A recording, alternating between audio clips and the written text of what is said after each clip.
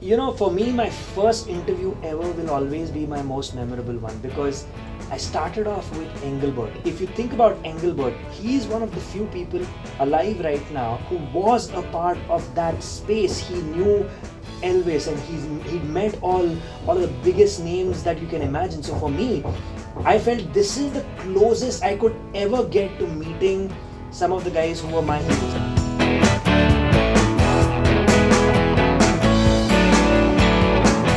Hi guys, I'm Mihir Joshi. I've been in the music business now for the last 15 years. I've been a singer, I have a rock and roll band.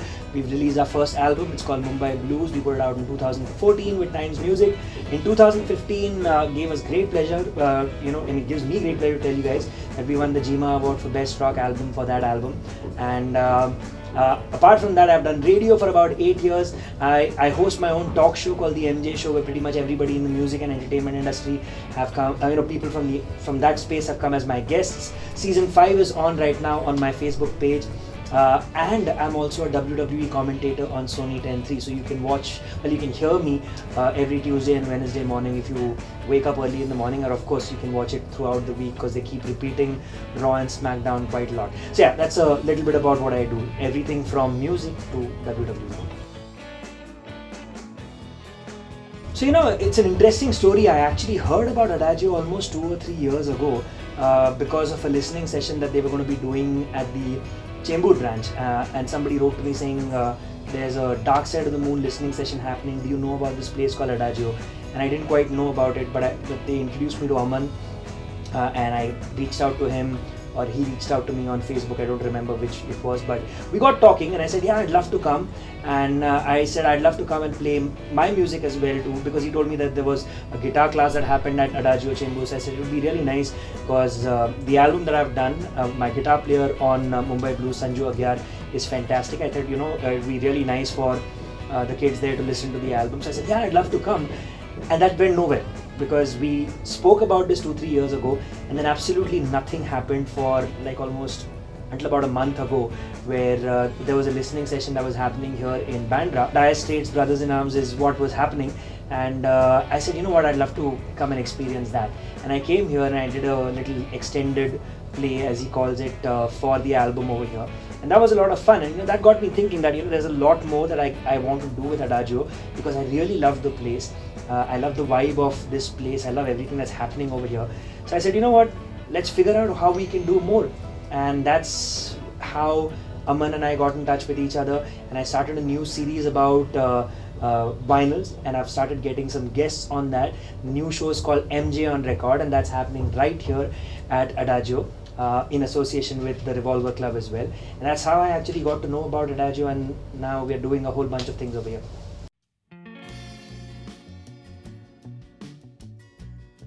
That's a very fancy way of saying stuff that people like me and a lot of my friends are already into.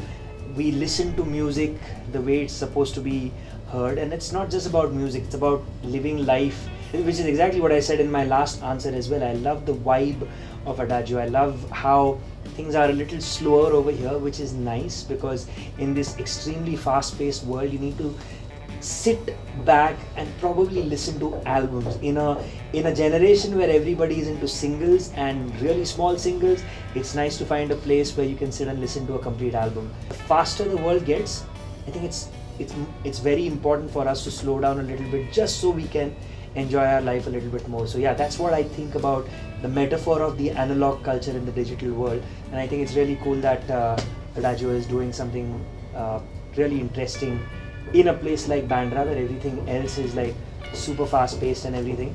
You can just come over here, relax and listen to some good music. So you know what, I did my engineering 15 years ago right here in Bandra, 2003, now it's 2019, so yeah, 16 years ago I did my electronics engineering. And I always tell people that what I learned out of engineering is I learned how to become a good singer and be a performer, because every year in our college festival I used to go and perform with my college band at the so my first 2 years I performed at Andrews Auditorium, and the next 2 years I performed at Shanmukhanand Hall, so two of the best auditoriums in the city. I performed when I was just a college student. When I got out of college, I knew very clearly that what I wanted to do is got to do with music. I didn't know any musicians, so I couldn't form a band immediately and start performing again. So I said, you know what, I'm going to do the next best thing. I'm going to share my love for music with people out there. I always thought, when I heard radio when I was a kid, I always thought this would be something that I would be good at, because talking came naturally and I got deeper and deeper into my music. So I knew that I had enough information about music and I wanted to share that with people. So that's how the radio thing came about. I mean, I knew very clearly that I wanted to get into radio in some way.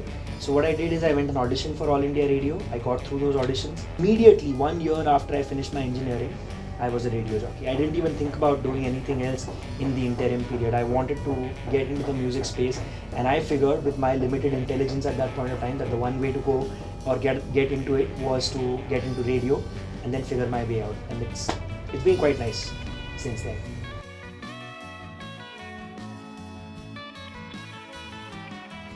You know, for me, my first interview ever will always be my most memorable one, because I started off with Engelbert. Now, to put it into perspective, I grew up on music from the 30s to the 60s. My heroes, my gurus, I mean, I'm a self-taught singer. I learned by listening to people like Elvis, Dean Martin, Nat King Cole, Ray Charles, Frank Sinatra, well, at least the older Frank Sinatra material. That's the kind of music I really loved listening to, and also country artists. So that's the kind of music I really grew up on. And if you think about Engelbert, he's one of the few people alive right now who was a part of that space. He knew Elvis, and he'd met all of the biggest names that you can imagine. So for me, I felt this is the closest I could ever get to meeting some of the guys who were my heroes. And of course, Engelbert was a massive, I wouldn't say an influence, but I'd heard a lot of his songs. I loved his style. My influences were a little older than Engelbert, but yeah, I loved his music. And my wife very correctly says right now that I'm the most jugadu person that she's met. If I want to make something happen, I figure out a way to do that. And I did just that. I figured out a way that Engelbert's concert in India could also be promoted on All India Radio. So I got All India Radio like an ad spot from that company which was doing the event. And in reciprocal, I said I need to get an interview slot. And I think they had 5 interview slots, 10 minutes each. And I was one of the people who got that 10-minute interview slot. And what made that interview really memorable was that about halfway through my interview, Engelbert, stopped me. I wish I had the audio recording of that, but I remember it very vividly. He stopped me and said, you know what, I'm very impressed with the amount of research that you've done and the questions that you're asking me. And for me, a young kid who just started off doing interviews, just started off in the radio space, when I found a legend like this man saying that I'm impressed with your research and the way you are asking me your questions, a guy who's he was 70 years old when I met him at that point of time. He'd probably done 7,000 interviews at least in his lifetime. For him to stop me and compliment me on my work meant the world to me, and I am always grateful that he got me started off in such a great way and gave me the confidence to do everything that I've done ever since. I've done close to 500 interviews since that, and I've interviewed people like Brian Adams and Ronan Keating and Amit Trivedi in the Indian music space, Vishal Shekhar, Sonu Nigam, KK, Kailash Kher, everybody. But my most fondest memory, my most important interview of my life will always be the first one with Engelbert Humperdinck.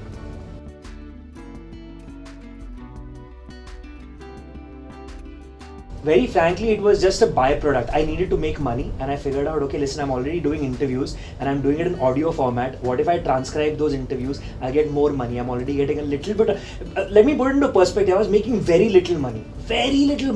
All India Radio would, at that point in time when I started off, I would get 500 rupees for a show, and I would be doing 4 shows in a month. So I was making 2,000 rupees a month.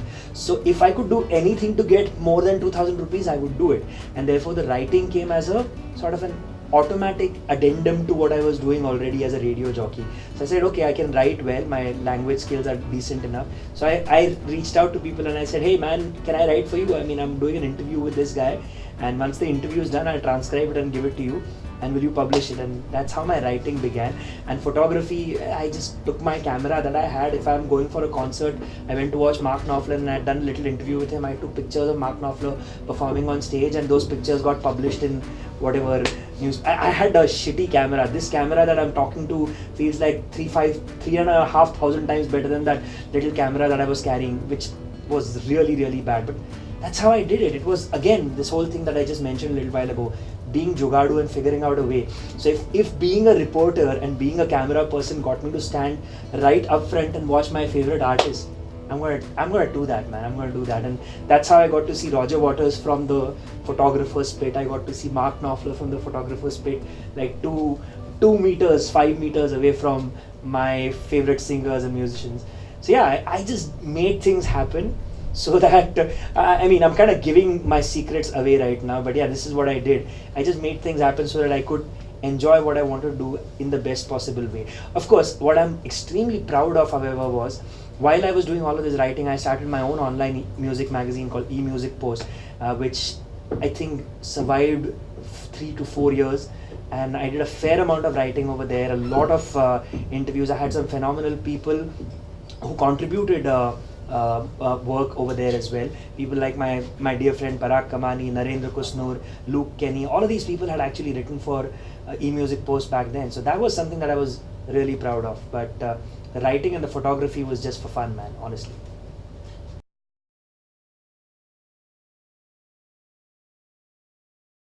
If it's all over the world, like if I can choose anybody from anywhere at any point of time, I would probably pick Elvis, because honestly, Elvis has been one of the biggest influences on me as a musician, as a performer. And if this is hypothetically speaking, we can have anybody who's at any given point in time, it would probably be in this order: Elvis, Freddie Mercury, and Michael Jackson.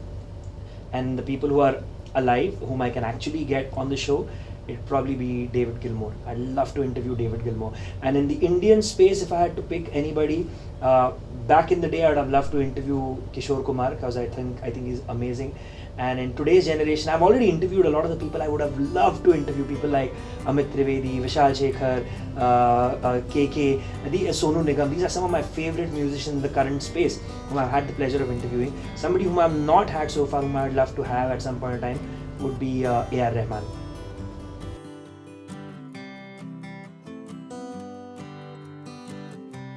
Be more business minded. Don't let passion drive your work completely. It's very important to be passionate about what you do, but at the same time, don't say yes to everything at all points of time, because especially in a field like ours, in the entertainment field, you have to figure out a way to market yourself better. Now I've done a fairly decent job at it, but I know that I could have done a much better job at it. I can still do a much better job at it. So my advice would be, handle the business end of your work better, because the passion's already there. That's 100%, and that will keep driving me even today and in the years to come. But for every musician out there, for everybody who wants to be in a creative field, figure out a way to make the business end of your work. Because realize one thing, even if it is your passion, if that's what you want to do 24/7, 365, you got to make a business out of it as well, because otherwise you're not going to be able to survive. You got to get married at some point in time, you got to have a family at some point in time, and you got to figure out a way to support all of that and support yourself. Even if you don't want to get married, you want to stay single for the rest of your life, you still need to eat and drink, right? So you got to figure out a way to make the business end of your work happen well as well. So that's the advice that I'd give myself.